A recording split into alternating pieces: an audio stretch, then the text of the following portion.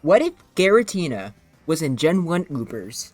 To finally finish off our celebration of 800 subscribers, we did the creation trio, and both Palkia and Dialga were great. Like, just amazing, really.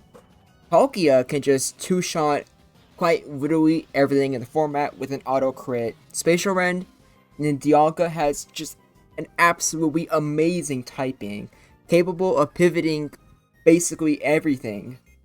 And then there's Giratina. He is a ghost type that's not weak to psychic or ground. That's something, I guess. He has stats. They look good, and they technically are, except those offenses are actually really mid. You are weak to Blizzard, and most importantly, you have no good stab whatsoever. And with no good stab, you suffer so much in Gen 1 Ubers. Like, it's... I don't even know how to describe just how bad Giratina was, and just how much unfun I had making this. There is nothing to talk about here. It can beat, like, some Pokemon, mostly just the other bulky Pokemon, like Cloyster, Rhydon, and Swabro. But the benefits stop there. And when it comes to their signatures, Roar of Time is pretty good. Spatial Rend is fantastic. And Shadow Force is broken. Like, actually broken. And I'm not talking about, like, broken, like, OP. And I'm not talking about, like, Dig or Fly, where, like, there's a glitch where they're broken in both the literal sense and the, like, gameplay sense, where it's just overpowered. Because for those of you who don't know, for both Fly and Dig, they're banned in Gen 1 OU. Because there's a glitch where if you're underground, or if you're in the air, and you don't move because of full paralysis, you stay in that motion permanently. Meaning that you're basically indestructible. Shadow Force is not like that. Because Shadow Force is broken. As in, actually broken. You guys are going to see. Actually, no, we don't even need to, like, wait for the replays. I'm going to show you this right now. Shadow Force is just a buggy, glitchy mess that literally makes the game unplayable. First, you gotta see Giratina freaking job for 2 paralysis turns. Well, you're not going to believe it when you see it. Because the game's over. Because, see that right there? Yeah, it's broken. It's not broken because Mewtwo is immune to ghost type moves. As you see there, it can't hit Jolteon. It's not hitting Mewtwo, it just vanishes. And even freaking Shedinja with no ability, Shadow Force cannot hit Shedinja. You are just stuck in an infinite motion where it goes for Shadow Force, and then you just keep vanishing, and that's it. There is nothing else you can do. The game, I'm pretty sure, just ends in an infinite state. Because even if, let's say, all of these guys lost their power points, you still couldn't hit Giratina. So wouldn't that mean that you wouldn't take any recoil? I'm pretty sure this actually is just an infinite thing. It's just ridiculous. So now that we got that out of the way, now that we know that you literally cannot use Shadow Force, because Gen 1 custom games really hates moves that like take more than one turn to activate, such as Wish or Future Sight, but I have never seen it that bad before. I guess lore-wise, it's kind of accurate that Giratina is always stuck in like a constant state of limbo, basically. Like, this game right here is like the literal embodiment of sleep paralysis. But let's just go on to the actual Pokemon now.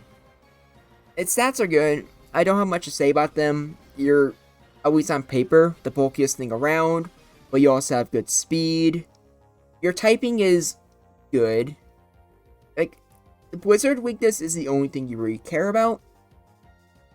But that means that you're basically just a strong ghost type that also has a water and electric resistance.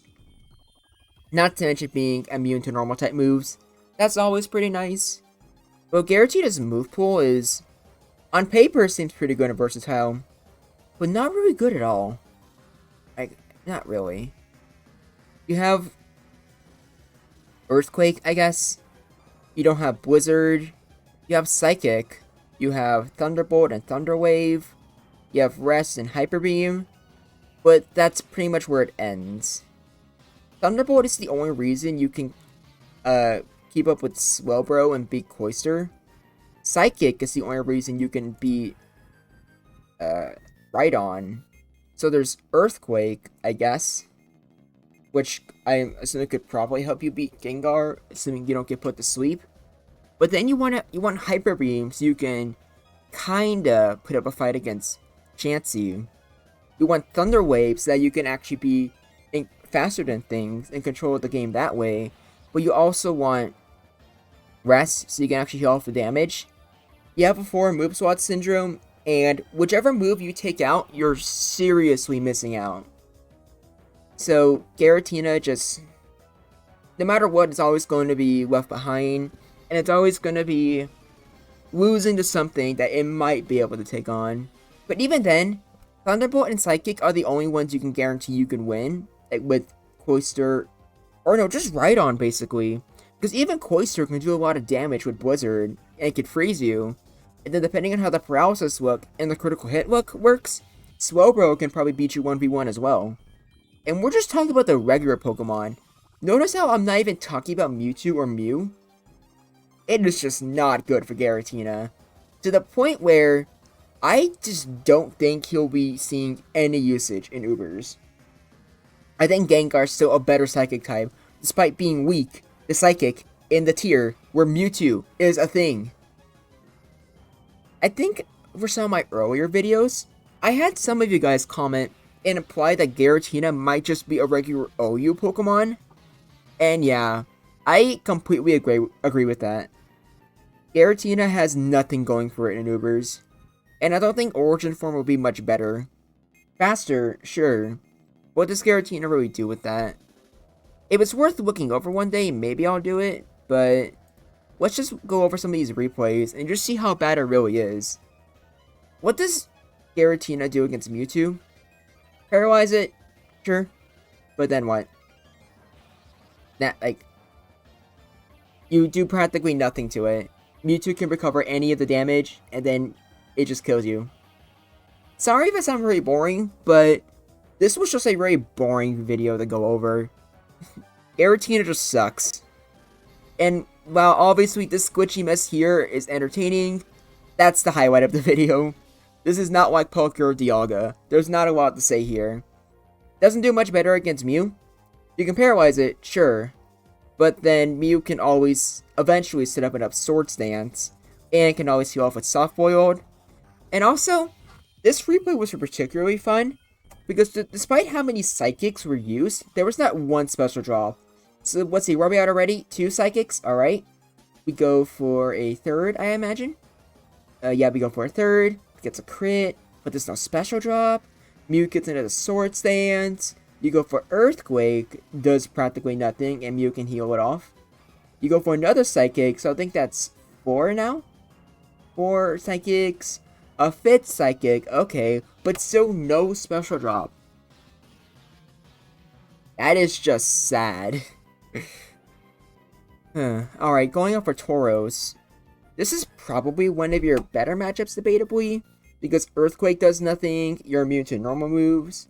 But even with Thunder Wave and with Psychic, I'm still going to say that Tauros can probably just win this. Because even with special drops, I feel like Tauros isn't really too threatened. It can just keep fishing for that crit, which it'll probably get eventually. But I'm not sure. It doesn't really matter too much, I don't think. Because if Giratina's best thing is maybe lulling out Tauros despite taking super effective Blizzards, yeah, I'd rather just use literally anything else. Snorlax is, okay, technically, if we go with the context of Gen 1 Ubers, this is quite frankly a great matchup, because Snorlax usually only runs 3 normal moves and Earthquake. But obviously, like, Snorlax players can adapt, they can go for like Amnesia with like Blizzard or Ice Beam. Not really that good against anything other than Giratina. But at the same time, I just don't know. I think I had this in good matchups. It should technically be great. But because it's Snorlax and there's that unpredictability, I feel like I'm just going to keep it there. You can disagree with me on that and you want. Just know if you do, I'll probably just agree with you. Because it probably is just a... what's it called? A great matchup. Chansey, on the other hand, is... it's very annoying for Giratina. And with the context of Thunderbolt and Psychic probably being your better moves, since they're the only things that help you beat some of your better matchups, in most cases, Giratina is probably not having both Earthquake and Hyper Beam. And in some cases, won't even have Rest. Which means Chansey becomes so much better with the context of how Giratina would probably play in Gen 1 Ubers. Which means this can go either way to just a bad matchup. Maybe even unwinnable, depending on the moveset. In Giratina versus Cloyster, one of your better ones, you 2 hit KO Cloyster with Thunderbolt. Blizzard is a 3 hit KO, unless it's a damage range. So, that's fine, I guess. At least, assuming this is the max, I think you can survive a critical Blizzard. Still kind of risky, though.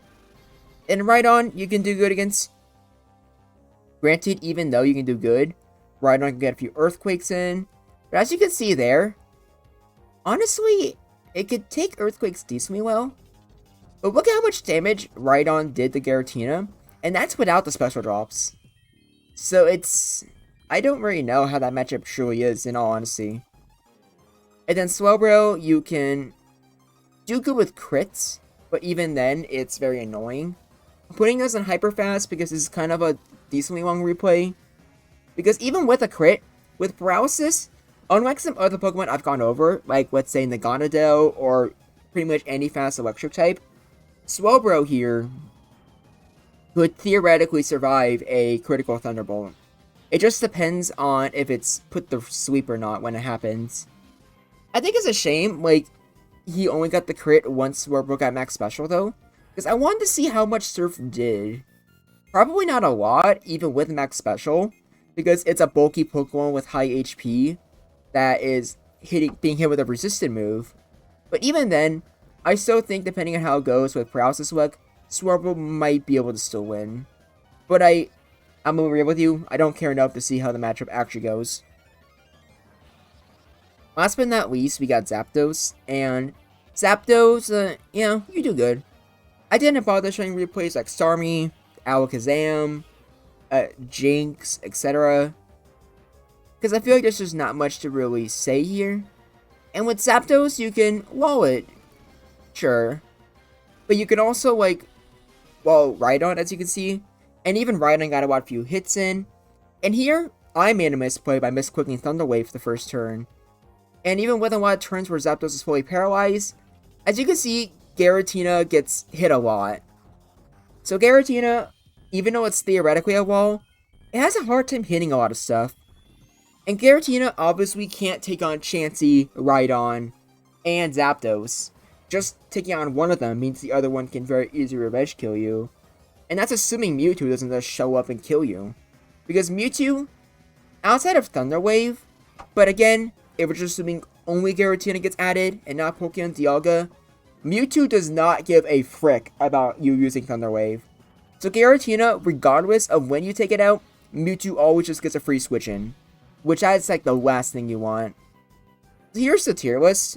It looks a lot better than I feel like Giratina actually is. But to be honest, I think a lot of this is just me, like, not really wanting to bother to look over stuff like Starmie and Gengar. Because Thunderbolt could probably do a lot of damage to Starmie.